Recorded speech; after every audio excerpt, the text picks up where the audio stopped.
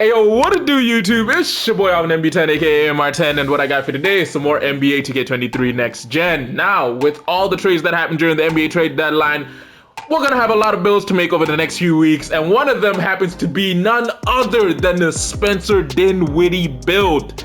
Now, for those of you who know, the boy got sent back to Brooklyn in return for Kyrie Irving, and I'm not gonna lie, it was the dumbest move by the Mavericks and the smartest move by the Nets, because the duo of Kyrie and Luka just don't make sense to me. But anyway, we're not a basketball YouTube channel, so let's get straight into this build. Spencer Dinwiddie, point guard, right-handed, technically jersey number 26 for the Brooklyn Nets. I've always been a fan of this man just because I really like his game. Height-wise, he comes in at about 6'5" and weighs an incredible 215 pounds. I thought he was a lot lighter than this, but apparently he's 215, whilst having a wingspan of about 6'9".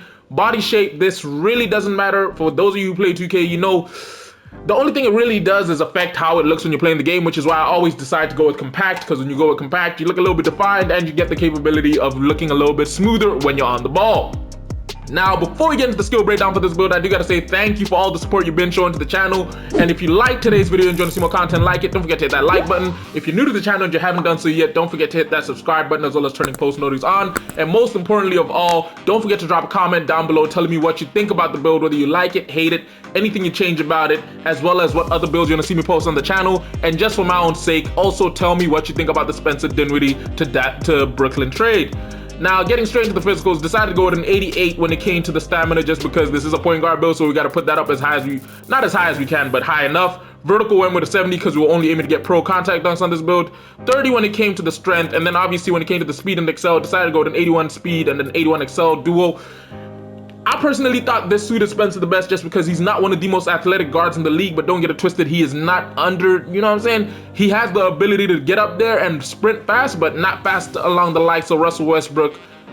I wouldn't say he's faster than Dame, but hey, we've never seen him in a foot race. Anyway, finishing wise, as you can guess, we decided to go with an 86 on the driving dunk because it does allow us to get that gold limitless takeoff paired up with pro contact dunks with that 70 vertical. When it came to the driving lip, we always got to go with an 80 on the guard builds just because it allows us to get that Hall of Fame giant slayer, which I believe is necessary. And then on the close shot, decided to go to 76 because this is the bare minimum you need to get a 17 badge count layout. Anyway, when it comes to finishing, again, if you're me, core limitless takeoff, slap on Posterizer, not slithery finisher. Then obviously you can go with Giant Slayer, Masher, Acrobat, your choice of tier 1 and tier 2 badges depending on what your game play style suits best.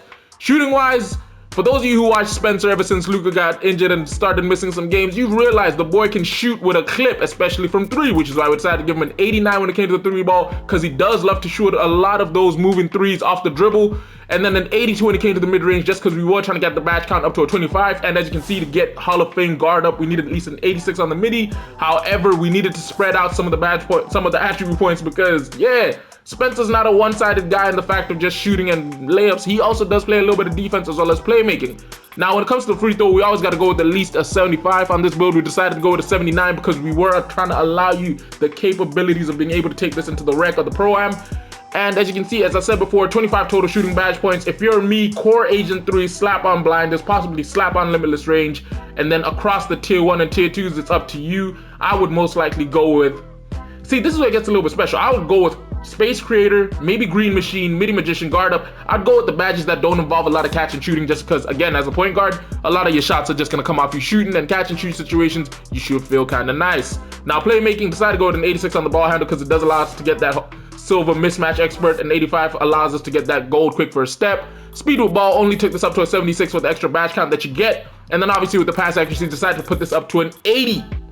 Now, I will say on the last few builds that I've made, I have told people to avoid putting on Dimer and Floor General, but someone reminded me, you are a point guard with this build, so you make sure to run your Dimer and your Floor General on this build to start off with, just because you do want to help your teammates when it comes to making shots. Quick first step is a necessity, but that's up to you.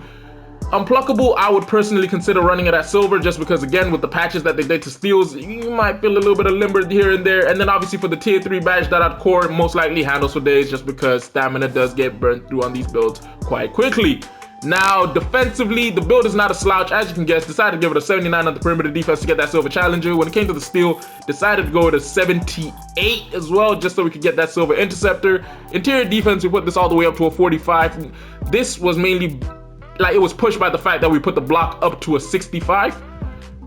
And then lastly but not least, we messed with the defensive rebound by putting this up to a 75 just so we could increase our badge count. Now hold up, that's because there we go. We put it up to a 75 to increase our badge count and get us up to an 18 total badge point count, just because then you have the capabilities of coring Interceptor, slapping on Silver Challenger, and being able to slap along whatever tier 1 and tier 2 badges you want. Again, if you're me, gold ankle braces is a necessity, and then not gold ankle braces, sorry, gold workhorse is a necessity, and then maybe you want to run like silver ankle braces and pair it up with another set of badges depending on how your playstyle fits best.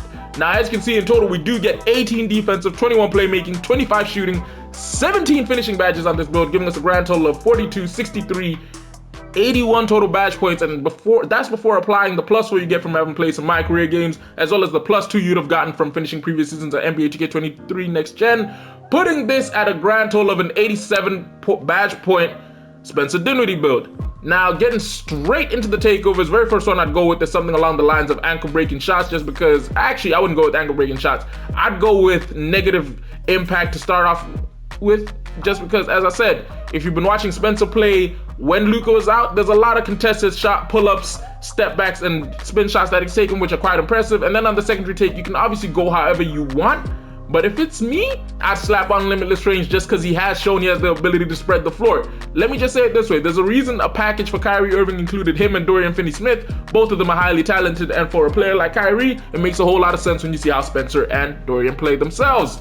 Now, as you can see, the players we do get in the shades of for this build happen to be none other than Kenny Smith, De'Aaron Fox, Lonzo Ball. Kenny Smith makes no sense in this. De'Aaron Fox and Lonzo Ball make kinda sense, and it says the build name happens to be a 3-level scorer. Now this does, yeah, you know what I'm saying? It makes a little bit of sense, except for the Kenny Smith part. But hey, I personally believe the build is a little bit of two-way, but as you know with 2K, you gotta put the attributes to certain marks to get the name and the build name. Now, let me know what you think about this build down below in the comments, because I personally believe this build is nice, and it's one of those builds that I'd run, but it's not one that I'd necessarily chase. But also let me know what other builds you guys want to see me make on the channel, because we are enjoying responding to these comments and getting these builds out to you. And don't forget, if you're new to the channel and you ain't done so yet, don't forget to hit that subscribe button, as well as turning post notifications on. And lastly but not least, don't forget to hit that like button if you enjoyed today's video. Anyway, it's been your boy Alvin MB10, aka AMR10. I'll catch you in a bit. Deuces.